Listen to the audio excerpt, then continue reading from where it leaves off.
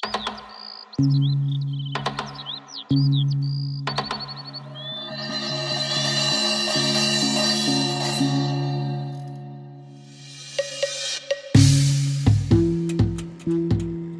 Bejo ini adalah kebun kangkung yang mulai dari tahun 1980 atau sebelum 1980 sudah berdiri. Dulunya itu lahan kami ini sebagian ditanamin kangkung dan sebagiannya adalah padi.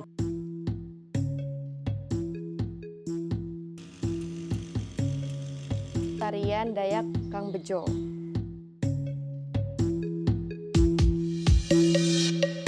Menceritakan di sini tuh sangat tentram, ramai oleh penduduk sekitar. Kita mengambil konsep ini adalah Kangkung Sumberjo, dan itu idenya dari pemuda-pemuda yang ada di kawasan Desa Wisata Kang Bejo. Kami singkat menjadi Kang Bejo supaya unik dan gampang untuk diingat. Kita dapat menambah perekonomian kita untuk tambahan keuangan daripada warga sini.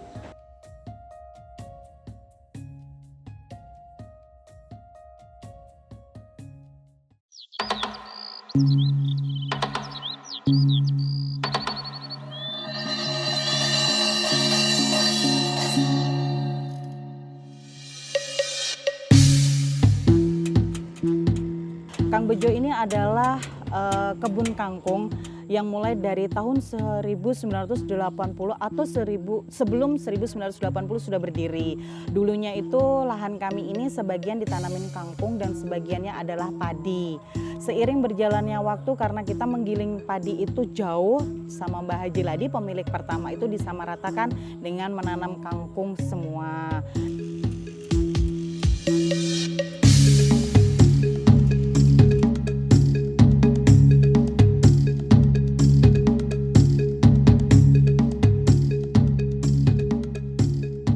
Nah, di tahun 2018 ada pergantian struktur pemerintahan di Kelurahan Sumberjo, tepatnya di Kelurahan Sumberjo itu ada penggantian lurah. Nah, dari situlah berawal berdirinya Kang Bejo. Nah, Pak Lurah ini melirik kok ada lahan tidur, dalam artian tidak ada aktivitas sebagaimana pariwisata dijadikan lahan pariwisata, dan kami juga berawal dari lomba seperti CGH, Hatinya PKK, PHBS dan lain sebagainya. Dan pada tahun 2019 tercetuslah ide dari Pak Umar Adi untuk menjadikan lahan Kang Bejo ini sebagai wisata edukasi. Gayung bersambut dengan ketua RT, ketua LPM, tokoh masyarakat, pemilik lahan, dan juga masyarakat wisata edukasi Kang Bejo. Dan akhirnya pada tanggal 4 Agustus 2019 dilaunchingkanlah Desa Wisata Kang Bejo ini yang diresmikan oleh Wali Kota Balikpapan waktu itu Bapak Haji Rizal Effendi beserta Ibu Arita.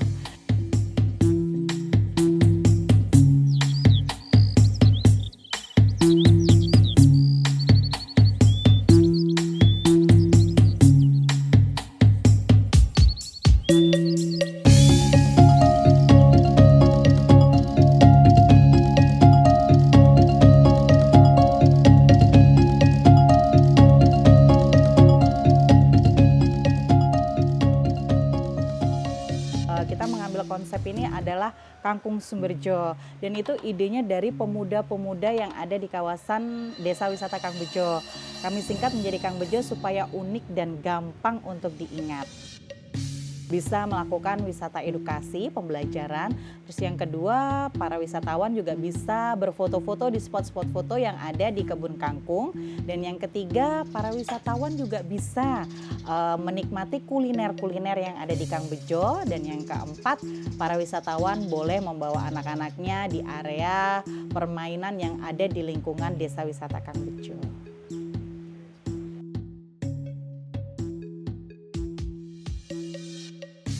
Banyaknya teman-teman yang berbeda persepsi, tetapi kita selalu dalam satu kata guyup rukun, apapun itu ego tetap kita kesampingkan, dan yang paling penting adalah kerjasama dan keikhlasan untuk membangun suatu desa wisata. Jangan merasa aku atau saya, tapi merasalah kamu atau kita. Semenjak adanya Desa Wisata Kang Bejo ini, dampak ekonomi sangat terasa di lingkungan masyarakat Desa Wisata Kang Bejo. Sebagai salah satu contohnya adalah terbentuknya Pujasera yang ada di Desa Wisata Kang Bejo. Terwujud itu di saat pandemi melanda seluruh kota atau seluruh negeri yang ada di dunia ini.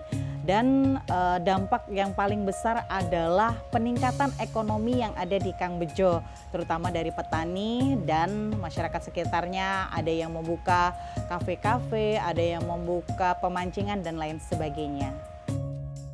Dari pengalaman yang mereka tidak tahu, akhirnya menjadi tahu tentang bagaimana berinteraksi dengan alam, berinteraksi dengan tumbuh-tumbuhan dan hewan-hewan yang biasa tidak mereka temukan di sekitaran rumah. Akhirnya mereka menemukan di sini, apalagi anak-anak PAUD TK senang sekali mencari keong sawah atau tutuk yang biasanya tidak terdapat dimanapun, hanya ada di sawah-sawah.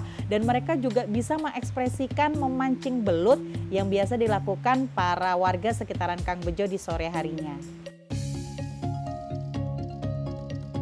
Dan bila mana kami mengedukasi anak-anak PAUD, TK, SMP, kami selalu menerapkan cuci tangan di bawah air mengalir menggunakan sabun, dan selalu kami menghimbau buanglah sampah pada tempatnya.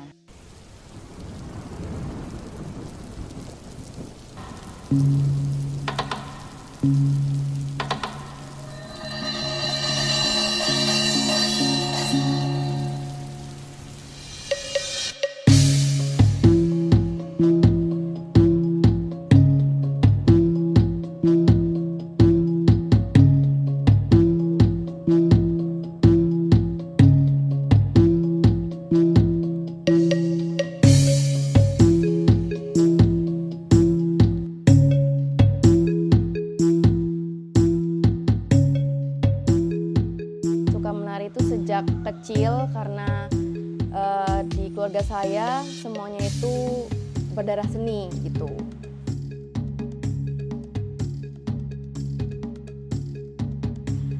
Kalau menarinya itu kalau misalkan pas tampil jujur nervous sampai sekarang, gugup, tapi udah lumayan lah, udah nggak terlalu gugup kayak dulu-dulu karena saking sekarang tuh banyak dapat job gitu di luar-luar, jadi udah nggak terlalu gugup kayak yang dulu-dulu. Tarian Dayak Kang Bejo.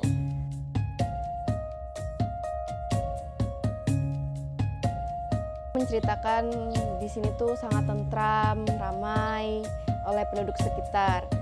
Dan juga di tarian itu nanti ada yang ngebuat sebuah gubuk, itu merupakan simbol dari Kang Bejo di sini. Soalnya di sini juga ada kubuk yang udah dari lama banget gitu. Terus tuh nanti di pertengahan tarian di situ kita ada ekspresi sedih, kecewa, serang oleh hama. Jadi penduduk sekitar sangat sedih, tidak bisa menanam dan memanen. Di situ kami tunjukkan ekspresi sedih. Terus nanti mereka memanjatkan puji syukur kepada Tuhan, berdoa agar supaya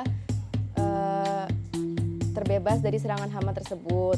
Nah, nanti di akhir tariannya kita kembali lagi bersenang ria karena sawahnya udah bebas dari serangan hama tersebut.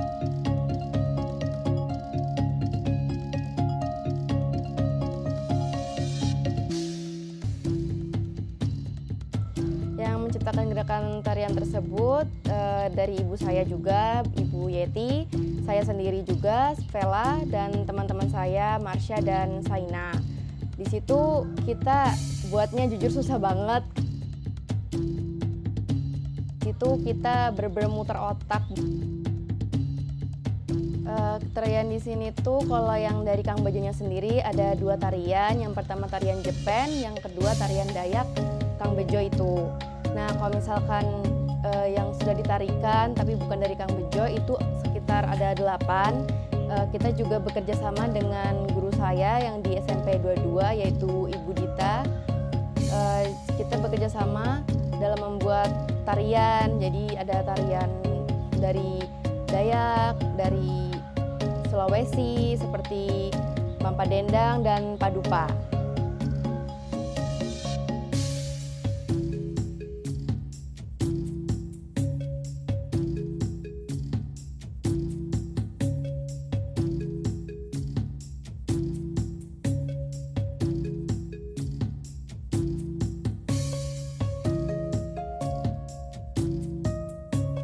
kita blender, nah gitu agak kan ada seanu airnya itu kan, jadi kita tiriskan airnya itu, jadi kita pakai daunnya itu baru kita campur di olahan pempek itu. Jadi untuk kualitas kangkung itu jadi tetap terjaga, jadi kan karena itu nggak direbus, jadi airan itu tetap dipakai sarinya kangkung itu.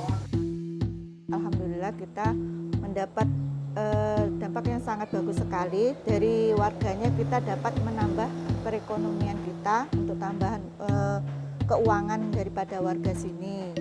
Dan untuk selanjutnya kayak wisata ini kan menarik wisata lebih banyak lagi kan. Jadi untuk pendapatan itu untuk warga itu lebih bagus lagi.